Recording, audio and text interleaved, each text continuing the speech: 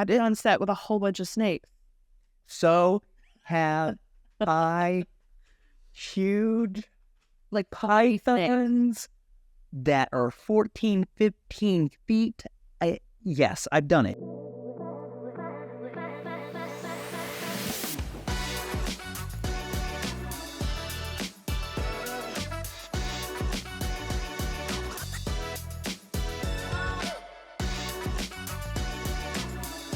Set safety questions and guidelines.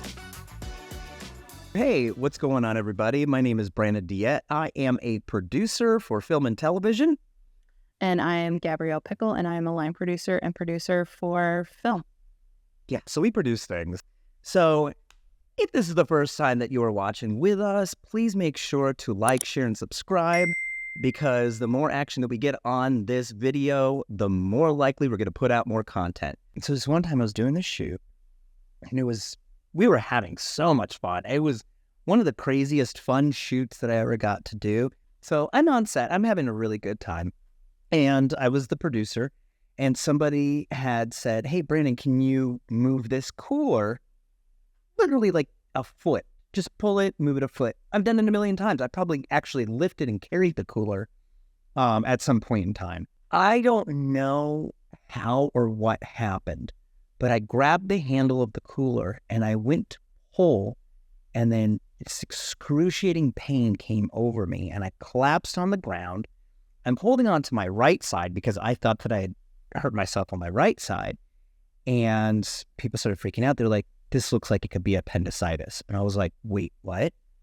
So From a cooler? From a cooler. And I was like, this is weird. I can't believe this is happening. So the set medic ends up calling up an ambulance, right? And I get to the hospital and they do a scan on me. Turns out I pulled a hernia. So it was my right side that was compensating for the left side. So that's why my right side was hurting so much, because I pulled some muscles, but I tore it on my left side and my intestines were starting to fall out. So, oh my God. Yes, so this is what happened. Luckily, we had all these set safety standards, like practices, put into place. We knew who to call, who was in charge, all of that stuff, because I was the producer on set that day and I was running the show. I ended up passing on the responsibility to my production manager, who ended up taking over the rest of the shoot for the day. But having those standards, practices, and guidelines in place, I mean, I could have gotten sepsis. Somebody could have moved me in a wrong way and ruptured it. Like, we followed everything by the book. I'm fine. I am here. This was 9 years ago. So obviously it worked. Speaking of all those protocols and guidelines, there both is and isn't actually a book. There is not a safety, this is what every single person and every single crew and every single production must do. There are industry standards and there are certain kind of accepted safety practices, but the specifics of protocol of who you call and what are typically different based on the studio, the production, etc. Some of the things that are industry standard are safety meetings. And we'll go into all of these in a second. So why don't we talk about some safety meetings? Yeah. So, I mean, I think overall, when we're talking about safety, you cannot cut any corners. Like, no corners cut, no like hacks or anything like that. Like, if corners cut, meaning there is a light without sandbags because we ran out of sandbags, then that light doesn't fly up, right? Like, that is a hazard to fall over. And we are typically putting up a bunch of things in a temporary state, in a temporary environment, where it is going to go up really fast and come down really fast because we're on, a schedule, and things happen very often. You have people carrying big, heavy, dangerous, pointy things all the time. Mm-hmm. Yeah, there's set safety protocols, when it comes to, drinks on set, like making sure that they're covered or there's a cap on it, because you don't want something to spill, hit an electrical wire, and then shock and, potentially harm legally somebody on set from carelessness. So you're looking at just standard normal practices that a lot of people do within the industry as far as set safety. Example, what you said, somebody has, something with sharp object or like these poles or something like that.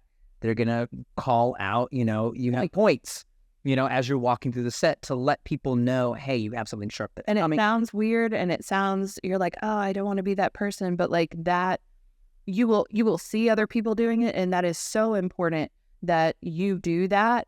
That you're walking through a hallway and carrying something to somewhere, or somebody else is coming through. If they're not calling out points, you call out points for them. Fun story on a film.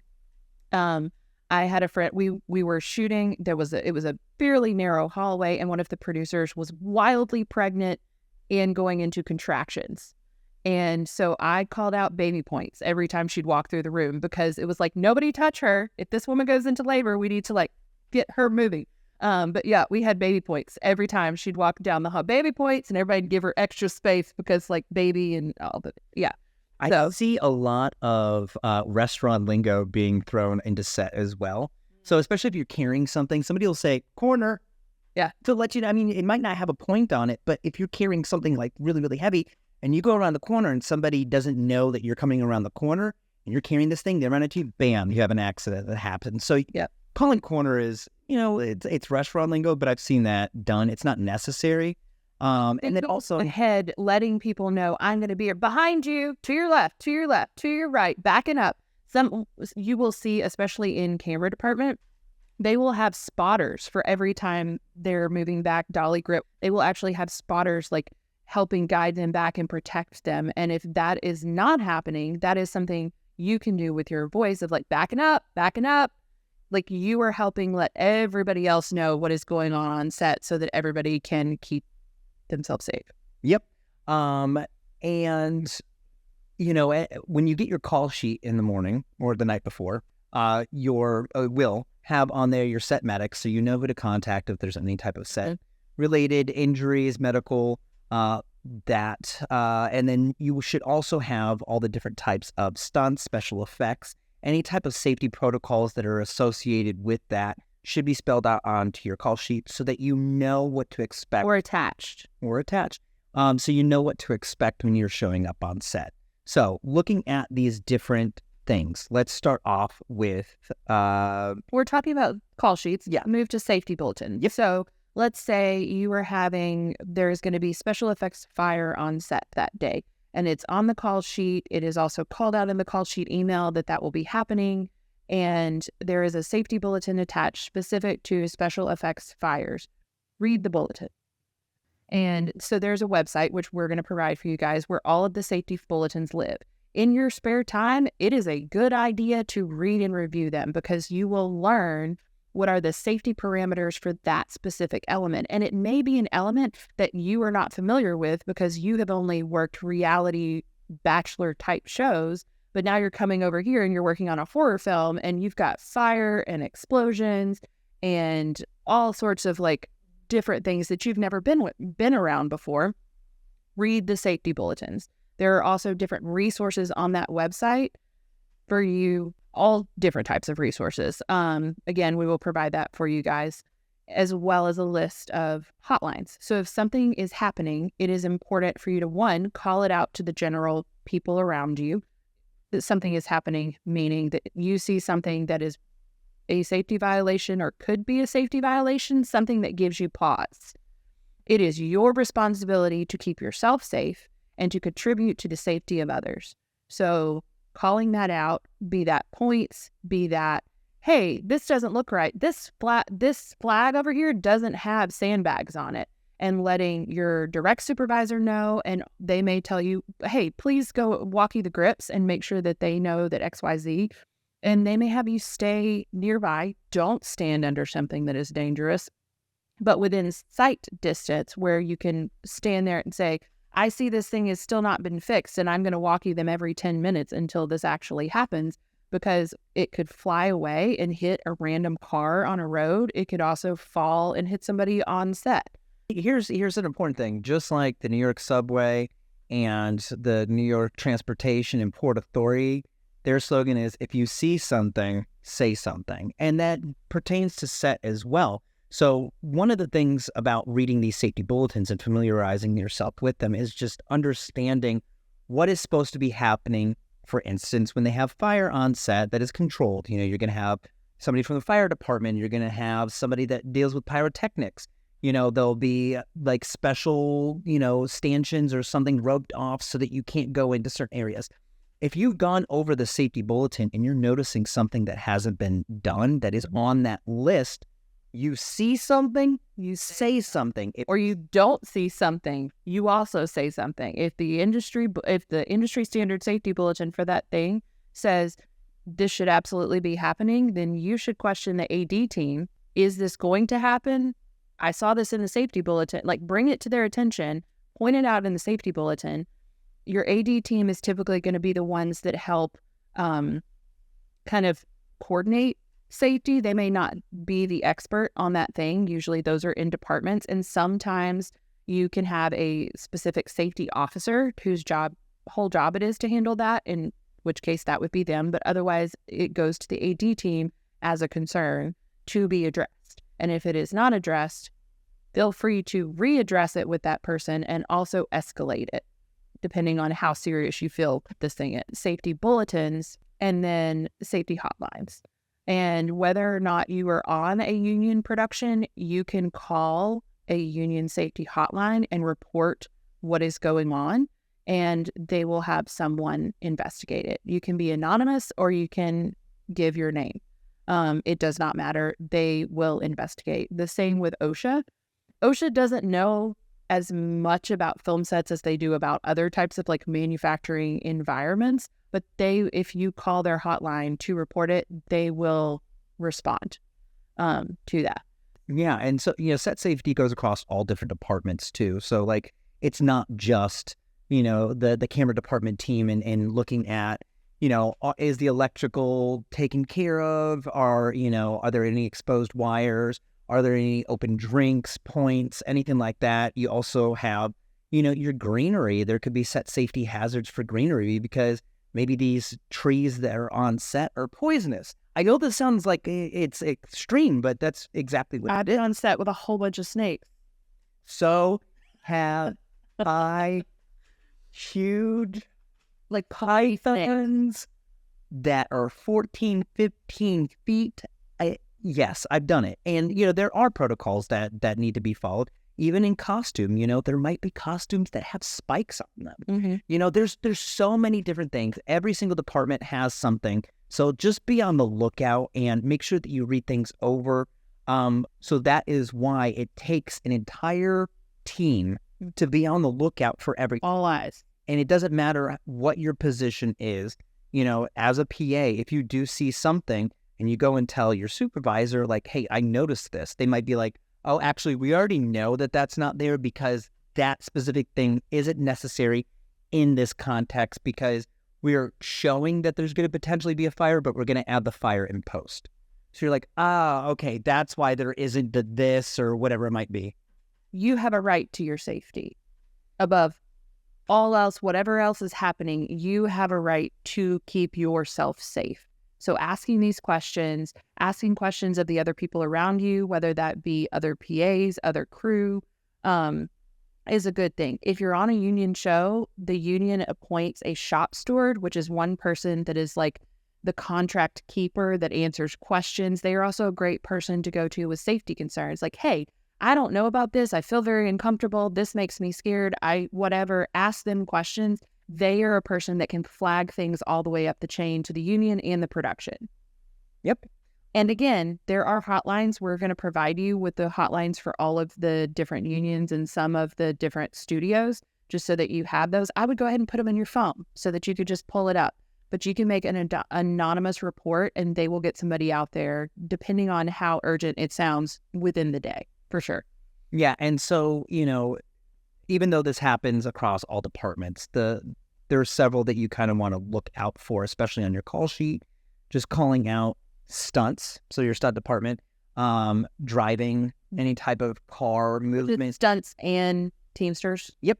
Then you have your special effects, aka You're just never going to let me live down the No, I didn't know what that was. no. Okay. And then you have armory, weapons, pyrotechnics, and then you also have your animals. So those are typically the ones that would show up and say, all right, these are set safety protocols that we need to follow this specific day because this specific thing is happening. So for stunt, it might be somebody falling off of a building, or they're doing a driving stunt where they're standing on top of a car and they have to have this whole rig going on, very Mad Max style, that's what I'm thinking in my head. Animals, like you said, snakes, there might be, a tiger on set. I mean, it's not the 1980s where We had every a cockroach wrangler. Really? A cockroach wrangler? Mm-hmm. We had to have 6. Only one had to show up, but they had to do a specific action, so we needed backup cockroaches. What? That were trained. That is so cool. It was. Are you kidding me? I think that's cool. I'm really not afraid of anything, spiders, any animals, nothing. But something else to think about is not just what is planned for the day, but also what is unplanned. So when we're talking snakes, if you're out in the middle of nowhere or in the middle of a desert where snakes are very popular, generally the production would have like a snake wrangler. But knowing things about like making sure you're wearing the right footwear to hopefully prevent a snake bite and whatnot. But if you do see a snake or a mouse or whatever, wherever it is that you're filming, that this is not part of the plan, which is also why it's important to know the plan. If it's not part of the plan, that is also a safety hazard and something that should be alerted. You're like, a mouse. I don't think a mouse is going to hurt me. Mouse droppings can be toxic, and that should be something that locations would then look into and see if they need to stop things, get things cleaned. Like that can be an issue. But obviously, you don't want to step on a rattlesnake. So having a snake wrangler and knowing who that is and how to call them in case one is spotted, like that is important. Do not put yourself in danger to address a safety issue, ever.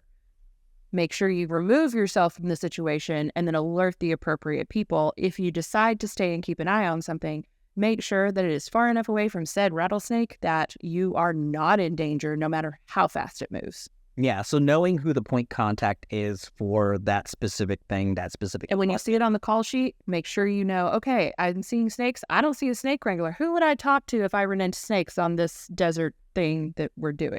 And we're also providing you with a list of questions that you can ask. So you might not know what the appropriate questions are to ask when it deals with set safety and guidelines. So we've provided you with a list of questions that you can ask your department head, your supervisor, or the department head. Just about anybody. So if you don't know, always ask. So safety meetings. I know that whenever I have a shoot, that is typically the first thing that we do. Once the entire crew is in, that is the first thing that we do. You lead off the day with that. So what do you do? How do you run your safety meetings?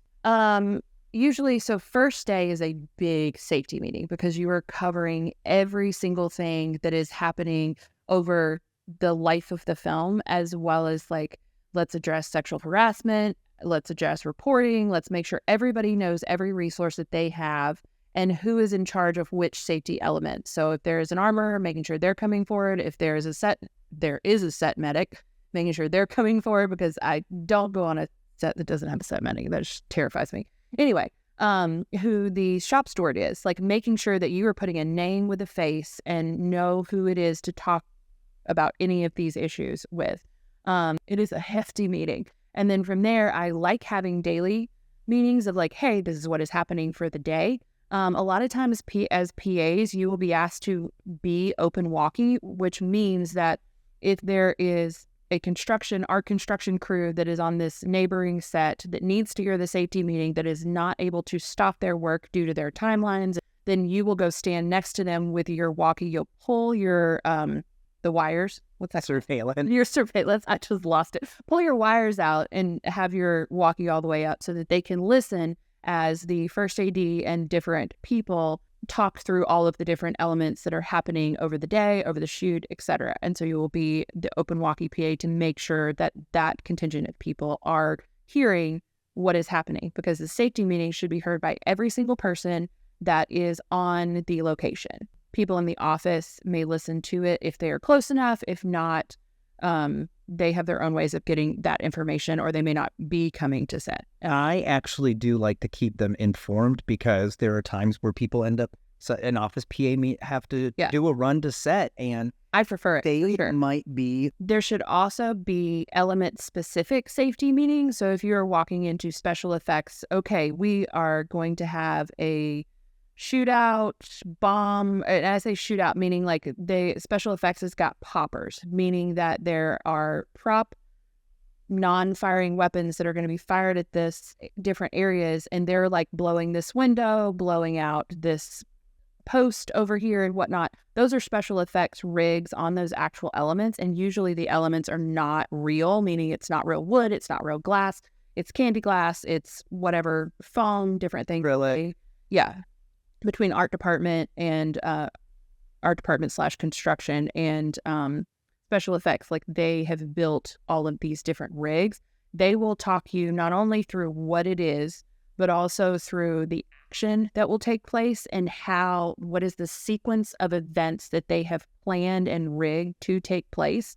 Because if something does not go as planned, which does happen, and a popper does not go off, you are not safe to move into the zone of that set, because there is still a live popper up there, and they should be handling that. And it is very important for you to know that information so that you can protect yourself and other bystander people that are not part of that department. Yeah, and also bringing the specific object to the set safety meeting. So, for instance, if you do have, a non-usable or non-active gun, on set, you show to the rest of the crew, like, hey, this is what we have. You does not mean you; it means them. Yes, the specific person handling it. So, if there are snakes on set, I've seen it, and I've actually had it happen where they bring the snake out on set, to the safety meeting, and they say, hey, this is Jim Bob the snake, and just want to familiar you guys with this. It's non-venomous, whatever it might be, just so that you're familiar with it, or any type. And you can tell the difference between that and the rattlesnake that snuck up behind old building XYZ over there.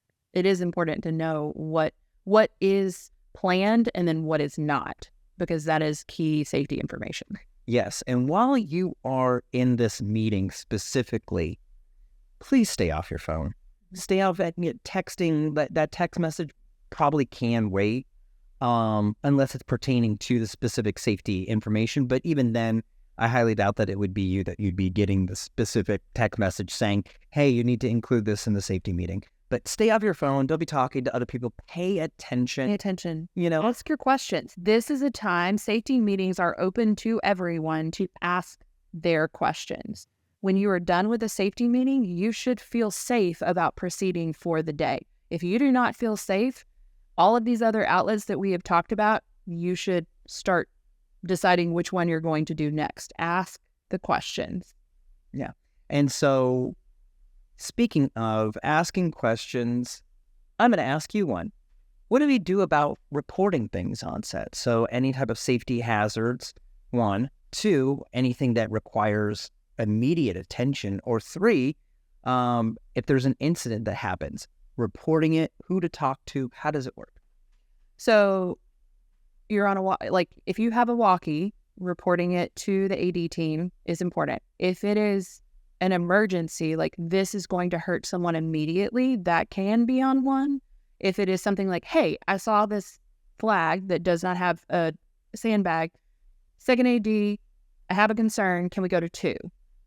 Make it urgent, not an emergency, and take them to 2, talk them through where, why, and where you are in relation to it, and let them know. If nothing happens, I would, within 5 minutes, walkie them again, and also your boss, keeping them in the loop. Hey, I'm here. This is what I'm seeing. I do not feel safe being around this or leaving this alone. Can you help me? Ask them to show up and help you. It is not your job to fix the problem. It is your job to communicate the problem. So let them know. A lot of it goes to your AD team. Also, if you have a specific safety person, it would go directly to them instead of the ADs. If it is something that is medical, that goes to the medic first. If you don't know the difference, alert all the, like if you can't tell what's happening, meaning like somebody is down, we're not sure what's going on, it would be medic, it would be my boss, it would be a second AD, like I would be letting all of these people know. So that's who you alert within your production. If your production is not answering and you are not getting, either they are ignoring you or they do not care, which sad to say that is a thing, you protect yourself. That is when you are calling OSHA, you are calling 911 if need be, and you are calling these hotlines. Like you protect yourself. We will make sure you have all of that information. You have the tools you need to keep yourself safe. In the event of an emergency, though, the same thing. Like if you can tell that somebody is in like dire need of assistance, like immediately, this is a point in time where honestly you have to make that judgment call. If you see somebody just collapse on set, I have a great story about this. And they stop breathing, girl, call 911. Like same time, or instruct somebody. Call 911. You get on the walkie. You're calling a set medic. You need to communicate. You don't want to do everything at once, but getting help to this, like, again, you are a communication vessel. That is part of your role as a production assistant, is to communicate what is happening to the people that need to know it. So I was on a film several years ago, and one of our background collapsed and started having a seizure. And the background PA immediately radioed and was like, medic, emergency, background tent. The medic runs over there, I run over there, and one of the AD team. And we immediately, like the AD team took charge of like creating a perimeter. And I actually got on the phone with 911. The medic was checking, giving oxygen and whatnot. We got an ambulance there as quickly as possible. The PA literally just kind of took a step back and stood there. Like they knew that they might be needed as a witness. So they ended up turning around and becoming part of the like privacy perimeter. And then I kind of took over as line producer, like making sure everything is continuing to run. We're moving on, but we are also making it possible for ambulance to make it to the background tents, etc., so that this person gets help as soon as possible. And then one of our production staff, actually, we put them in their own car, to follow the ambulance to the hospital with all of the individual's start work, because that has their emergency contact, which I had already called. As soon as the ambulance, like I'd already gotten the ambulance on the way, I called their emergency contact, let them know what had happened, where we were, where they could go. We'd keep them updated with what hospital, etc. But we wanted a member of production to go because we had the production insurance information and workers' comp information, etc. And so they took all of that paperwork and were the resource there, just again, as a communication piece on behalf of production to make sure this person was cared for and whatnot. And this person turned out to be fine, and like they came back to, and I'm not sure exactly what was done because of HIPAA laws, but ended up coming back with their emergency contact with and picking up their stuff from background tent and then going home. And that is the way it should work, you know? Yeah. Any questions about that? Yeah, or I know I don't really have a question so much as a comment. So, and, after an incident does happen, there's usually an incident report that is filled out. Typically, you don't have to do that, but you probably, if you are the background PA, if you were the person that saw it happen, you may be asked to give like a statement or write-up that goes with the incident report. The incident report is typically filed by the set medic. And so they will be the one in charge of that, but there may also need to be a statement of just like what you saw and observed and did. Yeah. And sometimes, after a situation that has occurred, there might be a lapse in time between the incident and the time that you end up reporting, getting your statement and stuff like that. If there are any key things that are really important, I would pull out my phone and write it in the notes section just to document like even the time or whatever it might be, especially if you're not the one that's rushing to the hospital with them or whatever might be happening. It's just always good to have that information just in case you're asked later on and you have reference. It's never the PA's job to respond. I would say unless you feel like nobody's responding and you want to call 911 yourself, absolutely. In this situation, they were the communication piece. They did exactly what was necessary. There was not panic. It was very clear information, location. This is where we are. What has happened? I need help. The right people showed, like the correct department showed up. Everything was represented, and it was handled exactly as it should be. Yeah. Another thing that happens on set that we need to talk about as far as guidelines are concerned is sexual harassment.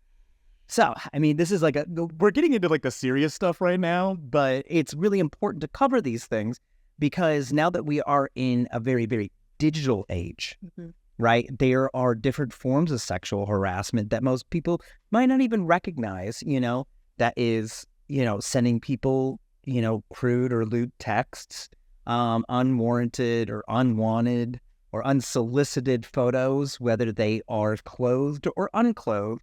The way that you speak to people, jokes that you make, all of these different things can be considered as sexual harassment.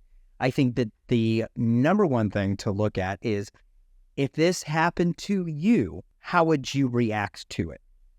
That's a simple rule to just have in general in life, outside of work and inside of work. Do you want to be treated like that? If your answer is no, then don't do it. So I would say a couple things around sexual harassment. One, remember and repeat to yourself as many times as it takes to sink in, set is not your Tinder. You are not here to date people. You are not here to try to make advances on them. Lock that in your brain. Don't do it. The wrap party is a great time to ask somebody for their number or see if they would be interested in something more later, not while you're working.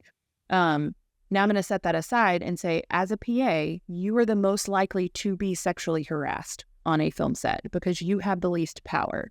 And that is nothing against you as an individual, it has nothing to do with you. It has to do with the fact that somebody in power wants to use that to prey on people with less power. And specifically in this industry, they hang jobs over your head. I have had more than 10 PAs come to me either during something happening or after it and say, what should have done in this situation? What can I do? This AD texted me and asked me to come to his house at 1 a.m. on a prep day. And I did because I was scared that he wasn't going to keep me on the shoot. That is inappropriate. You shouldn't be being required for your job to be going to people's private residences, to be doing anything that makes your skin crawl. If your gut says, oh, I don't like this, then it probably shouldn't happen.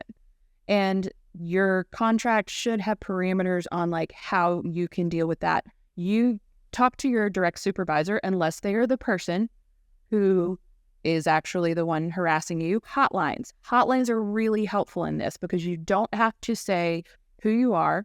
You can identify them, and they will raise it with the production and have them manage an investigation. It is your right to feel safe. It is your right to be able to work and make money in an industry that you love without feeling like someone is sexually harassing or sexually assaulting you. If you were on a travel show and certain XYZ person is hanging outside of your hotel room every single day and making you feel unsafe, you should tell someone. I have literally fired someone for that. There were other things that the person felt like they needed to let it escalate, and I was not brought in until a little bit later.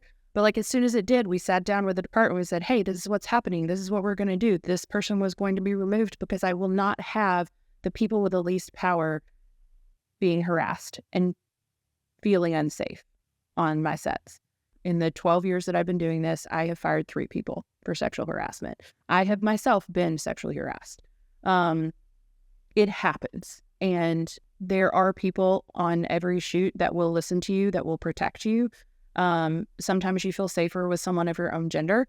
Sometimes it's the opposite gender. Follow your gut, confide in somebody with more experience that you feel safe with, and talk to them about what you should do. And talk to them soon. As soon as something happens or you start feeling a sort of way, let other people know. Don't keep it all in. If you don't feel safe walking to your car because somebody makes you feel a certain way, If their security asks for them, if they're ask another PA, ask anyone you feel safe with, ask them to walk you to your car. And you don't have to tell them necessarily why. They will do it. We work in this industry. We know what it's like. Every production pretty much has a sexual harassment policy. Not if they're non-union. Yeah, I mean, that's true. Sometimes Not necessarily. Not necessarily. But, since the whole Me Too movement, you've been seeing a lot more production companies and people addressing sexual harassment. There are hotline numbers typically at the bottom of a call sheet that you can call anonymously so that you can report it. But also what I've been seeing a lot of, because set safety is not just about your physical safety, sexual harassment, all of that. It's also your mental health and your mental health safety. I've been seeing it a lot, and I wish every single production had this, where they have a mental health hotline number to call because you're dealing with something. For instance, you might be on a film set and they're shooting a scene about, somebody being sexually assaulted, or they're filming a scene where a grandmother dies and your grandmother died yesterday, and that's something that's really, really hard to process. There can and sometimes are resources available to the crew. There might be a number at the bottom of the call sheet. If you don't see it on there, ask your direct supervisor if they happen to have that kind of service. Hopefully they do, because it's really, really helpful. You can, if you are triggered by something, and let's say you have been assigned to do lockups around set, and what they are filming that day is wildly triggering to you due to your own past experience, you can turn to your supervisor without having to tell them why and say, hey, what is happening right here is really triggering to me. Would it be possible to switch with somebody that is doing Firewatch over XYZ, and I can just not be in this vicinity? Because I feel like if I just wasn't watching it happen, I would be better. And then they should say yes. Like, if they don't, it should be we have to wait until they cut or they finish, they turn around. But as soon as they do that, I will get you out of here. And then they should check on you. You should look for and want to work for employers that care about your safety and mental and physical safety. And let those people know that you want to continue to work for them. Yeah, I mean, I've said this before. This is the most magical industry to work in. We are literally making magic every single day. We shouldn't have to be worrying about harassment. We shouldn't have to be worrying about being harmed on set, physically, emotionally, mentally, whatever it might be. So following these set safety protocols and standards and these guidelines will definitely help make for a better experience overall. I would say, last thing on sexual harassment, the two things that I have seen most often in my career is, one, PAs coming in and being like, that person's cute, and not realizing, like, this is, while it is fun and we are spending a lot of time together, this is not the time and place, and they make someone feel very uncomfortable that then has to escalate it in order to resolve it. So, and that is a little bit more innocent in a sense. It is still not good. Don't be that person. Again, wait until you wrap. Two, it is somebody in power taking advantage of someone without power, or their desire, your desire to have a career in this industry, and to use that to manipulate you into doing things that you are not comfortable with. You don't have to do that. Even if you quit the show, it will not blacklist you. It will not end your career. It is better to leave a show and be safe. If there are no other resources toward you, I would quit. My biggest regret is that the show that I was sexually harassed on was not the only thing wrong with that show. There were other safety issues, and they kept patching it together and moving forward. And my biggest regret is that I did not leave. Because I was afraid that it would mean that I wouldn't get the next job and the next job and the next job. And that is how the power dynamic works. Yeah, it's a gig economy. I mean, a gig industry. So it's like going from one thing to the next. And as you finish one job, you're not guaranteed necessarily to have the next one. So it's like, I have to stay on this for 3 more weeks and put up with this crap, because if I don't, then I can't pay my bills. And that's a very precarious situation to be in that honestly should not be happening. So not only if you see something happen to you, or you're seeing some violation on set, whether it's, again, open containers near electrical equipment, points, sandbags, fire safety, whatever it might be, report that. But then also, if you are seeing somebody being overtly harassed sexually, whatever it might be, you should definitely say something. Say something to your supervisor, to your, unless it is your supervisor, but to somebody along the way. There's also a hotline. Somebody that you trust. Yeah. And you can also show up for that person. Like, if you feel comfortable, like, walk them to their car. If you feel comfortable inserting yourself in a situation, meaning like, hey, Jim Bob, maybe you could come help me with props that I'm carrying, and pull them out of that situation that is currently happening. Not putting yourself in it to where you then become the object, but like, if you can help pull them away, that's great.